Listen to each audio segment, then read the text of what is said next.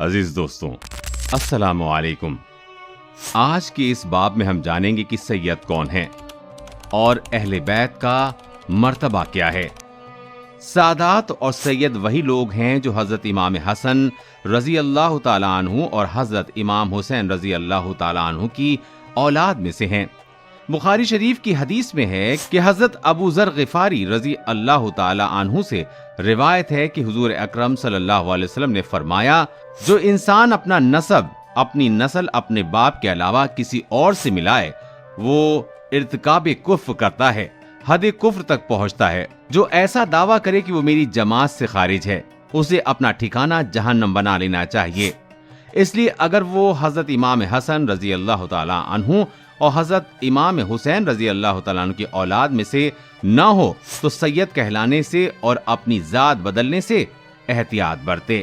ٹھوس ثبوت یا شجرہ نہ ہو تو بھی سید کہلانے سے، اور کوئی اسے کہے کہ تو سید ہے اور وہ نہیں ہے تو بھی سید کہلانے سے احتیاط برتے، ورنہ حشر کے دن پچھتانا پڑے گا۔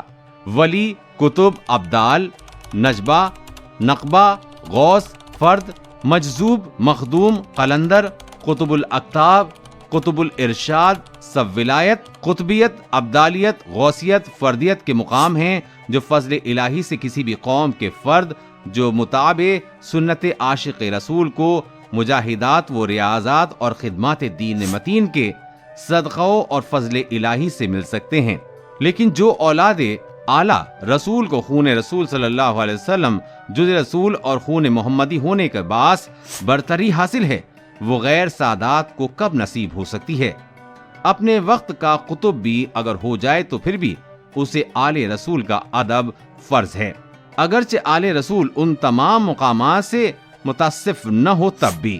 بزرگان دین کے مکتوبات، ملفوظات، تعلیمات اور حالات و کوائف کا پڑھنا اور دوسرے تک پہنچانا ثواب کا کام ہے، اور اس نیک کام میں ہاتھ بٹا کر مدد کرنا بھی ثواب حاصل کرنے کا ذریعہ ہے۔ لیکن اس کام میں ساتھ نہ دے کر راستے میں پتھر ڈال کر مشکلیں کھڑی کرنا گناہ کا کام ہے۔ اللہ اس سے بچائے، آمین ثم آمین۔ قرآن اور حدیث کی روشنی میں سادات کی اہمیت۔ یہ حدیث جو آپ کے سامنے پیش کر رہا ہوں، اس کا ترجمہ یہ ہے کہ اے لوگوں، ہم نے تمہیں ایک مرد اور ایک عورت سے پیدا کیا اور تمہیں شاخیں اور قبیلوں میں کیا کہ آپس میں پہچان رکھو۔ بے شک اللہ کے یہاں تم میں زیادہ عزت والا وہ ہے جو تم میں زیادہ پرہیزگار اللہ کا خوف رکھتا ہے۔ بے شک اللہ بہت جاننے والا اور خبردار ہے۔ سبھی منشیوں میں سمانتا کا مدعا نسلیے، پیترک ایوم ورگ وشیش کے بھید بھاؤ کا ورود اور آدم کے سبھی بچوں میں سمانتا مانو ادھیکاروں کے سمبند میں ہے، اور یہ کوئی ویکتی اپنے رنگ، بھاشا، ونش یا نسل کے آدھار پر دوسرے سے بڑھ کر نہیں ہے۔ یہ ایک بہت اہم سماجک مدعا ہے جس کا قرآن شریف کی مختلف آیاتوں میں ذکر کیا گیا ہے۔ اگر ہم تم کو الگ الگ قبیلوں اور قوم کی حیثیت کے سامنے لائے ہیں تو وہ اس لیے نہیں کہ تم جس قوم یا قبیلے سے تعلق رکھتے ہو اس پر فخر محسوس کرو، جبکہ یہ قوم اور قبیلے ہی ہیں جس میں تم ایک دوسرے کو جانتے ہو اور پہچانتے ہو۔ اس طرح تم کو شاخوں میں بانٹنے کا راز کیول ایک دوسرے کے علم اور پہچان اور صرف ایک خاندان سے وابستہ ہونا ہے، لیکن یہ کبھی بھی دوسروں پر برتری اور اعلیٰ مقام ہونے کا معیار نہیں ہونا چاہیے۔ حدیث ترجمہ۔ حضرت ابو بکر رضی اللہ تعالیٰ عنہ سے روایت ہے کہ ایک بار نبی کریم صلی اللہ علیہ وسلم اپنے ساتھ الحسن رضی اللہ تعالیٰ عنہ کو لائے اور اپنے ساتھ مسند پر بیٹھایا اور فرمایا، یہ میرا بیٹا ایک سید سردار ہے اور مجھے امید ہے کہ اللہ اس کے ذریعے مسلمانوں کے دو گروہوں میں صلح کروائے گا۔ حدیث ترجمہ۔ حضرت ابو سعید رضی اللہ تعالیٰ عنہ سے روایت ہے کہ اللہ کے رسول صلی اللہ علیہ وسلم نے فرمایا، الحسن رضی اللہ تعالیٰ عنہ اور الحسین رضی اللہ تعالیٰ عنہ جنتی جوانوں کے سردار ہیں۔ انس بن مالک رضی اللہ تعالیٰ عنہ سے روایت ہے کہ میں نے اللہ کے رسول صلی اللہ علیہ وسلم سے سنا ہے کہ ہم عبد المطلب کے بیٹے اہل جنت کے امام سردار ہوں گے۔ میں حمزہ رضی اللہ تعالیٰ عنہ، علی رضی اللہ تعالیٰ عنہ، جعفر رضی اللہ تعالیٰ عنہ، حسن رضی اللہ تعالیٰ عنہ، حسین رضی اللہ تعالیٰ عنہ اور مہدی رضی اللہ تعالیٰ عنہ۔ یائلہ ابن مرہ رضی اللہ تعالیٰ عنہ فرماتے ہیں کہ ہم نبی کریم کے ساتھ باہر گئے اور ہمیں کھانے کے لیے مدعو کیا گیا۔ حسین رضی اللہ تعالیٰ عنہ راستے میں کھیل رہے تھے اور نبی کریم صلی اللہ علیہ وسلم نے لوگوں کو دوڑایا اور اپنی باہیں کھول دیں، اور پھر وہ لڑکا اس طرف دوڑنے لگا اور نبی کریم صلی اللہ علیہ وسلم نے اسے ہنسایا یہاں تک کہ اس کو پکڑ لیا۔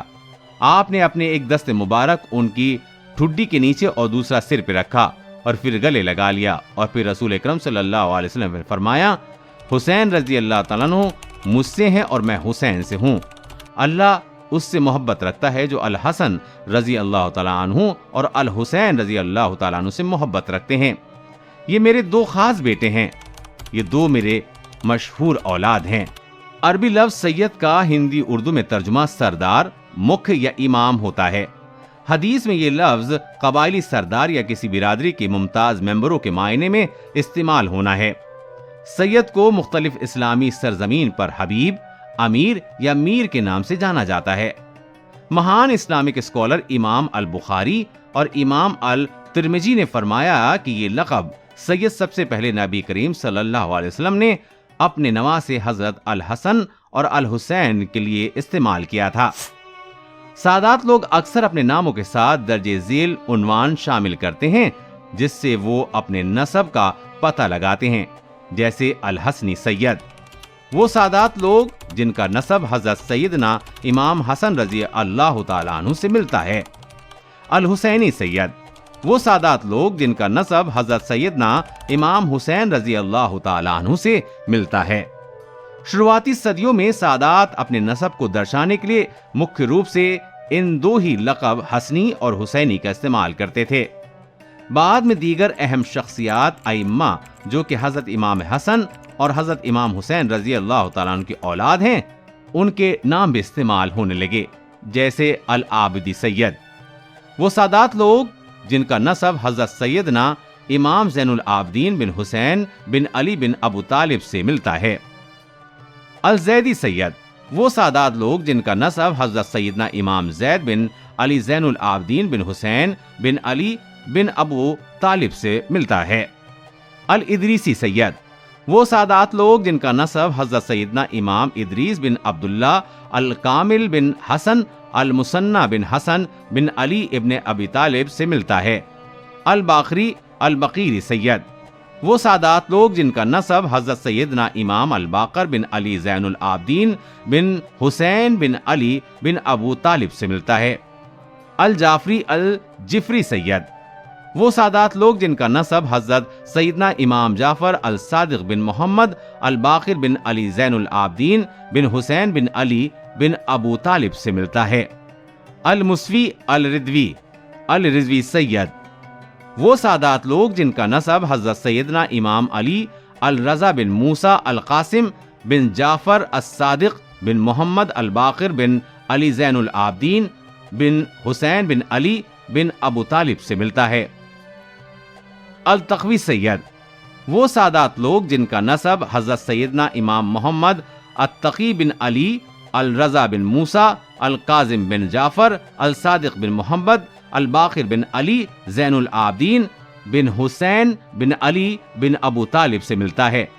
النقوی سید، وہ سادات لوگ جن کا نسب حضرت سیدنا امام النقی محمد التقی بن علی الرضا بن موسیٰ القاسم بن جعفر الصادق بن محمد الباقر بن علی زین العابدین بن حسین بن علی بن ابو طالب سے ملتا ہے۔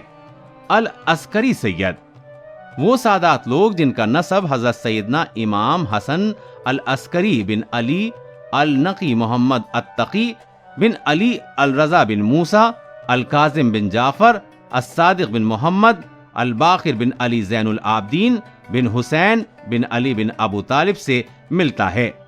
ان لقب کے علاوہ سید خاندان جو کہ مختلف خطوں جہاں وہ رہتے تھے کے ناموں سے بھی جانے جاتے ہیں، جیسے بخاری سید، جو بخارا ازبیکستان میں رہتے تھے، زیادہ تر بخاری سادات نقوی ونش سے ہیں جن کا نسب سیدنا امام علی نقی رضی اللہ تعالیٰ عنہ سے ملتا ہے۔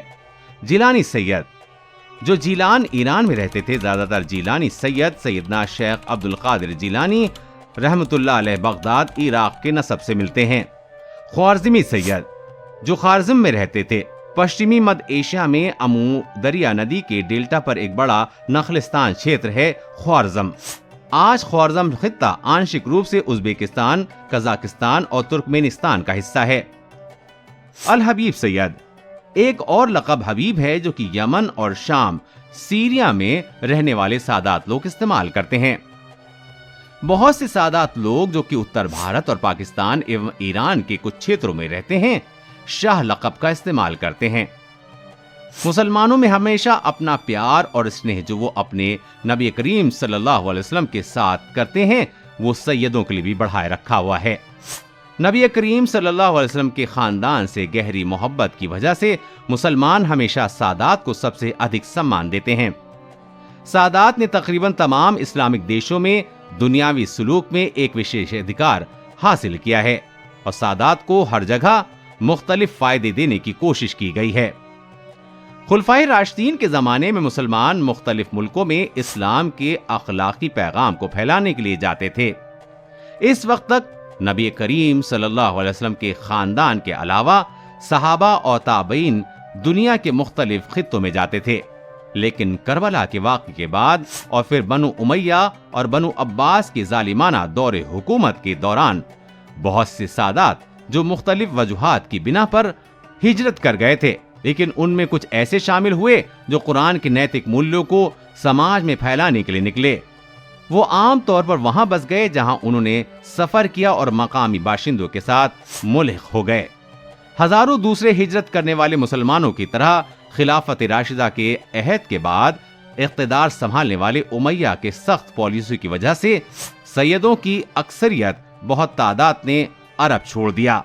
सैयदना इमाम हसन और सैयदना इमाम हुसैन की शहादत के बाद उनकी हिजरत में तेजी आई और उस वक्त के इस्लामिक रियासत की हुदूद में वाक़ई मुकामात की तरफ, जिसमें मगरिब मोरक्को, काकेशस, ट्रांसोक्सियाना, खुरासान, तब्रिस्तान और यमन है। इस हिजरत की बदौलत कई खानदानों की स्थापना हुई, जैसे मोरक्को की इदरीसी, यमन में सुलेमानी और ईरान में जैदी। कई सैयदों ने मंगोल और तुर्की रियासतों में निवास किया और वहां के लोगों के साथ मुल्हिक हो गए। यहाँ तक कि उन्होंने दूसरी रियासतों में मसलन नोगे खानदान के संस्थापकों में अपनी जगह ले ली, जो कि काकेशस में खुद को स्थापित करता है। बाद में इन प्रवास वाले देशों में कई सादात खानदान ने पर्शियन एशियाई खित्तों में पलायन किया और वहां बस गए।